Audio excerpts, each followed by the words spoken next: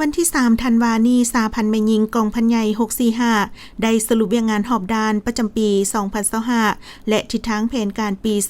2026ภายใต้การเป็นประธานของสหายพันโทไกยกรล้อมดาราคณะพักกองพันใหญ่ห้องหัวหน้าแผนกการเมืองมีคณะพักคณะบรรษาแผนกการคะแนนการกองพันกองห้อยห้องหมอคณะบริหารงานสาวหนุ่มคณะนำสาพันธ์แม่หญิงตลอดฮอดสมาชิกสาพันธ์แม่หญิงเข้าร่วมสหายพันตีนางวิรุณพิลาวันหัวหน้าคะแนนสาพันธ์แม่หญิงกองพันใหญ่645ได้ขึ้นผ่านบทสรุปการเคลื่อนไหวเวียกงานหอบด้านประจำปี2025และทิศทางแผนการในปี2026บทสรุปได้ชี้ให้เห็นถึงด้านดีด้านอ่อนด้านคงข้างพร้อมทั้งบทเรียนที่ถอดถอนได้และทิศทางแผนการในต่อหน้าสั่งรวมแล้วสหพันธ์แม่หญิงในทั่วกองพันใหญ่645มี122สหายหน่วย 3D 8หน่วยแม่หญิง 3D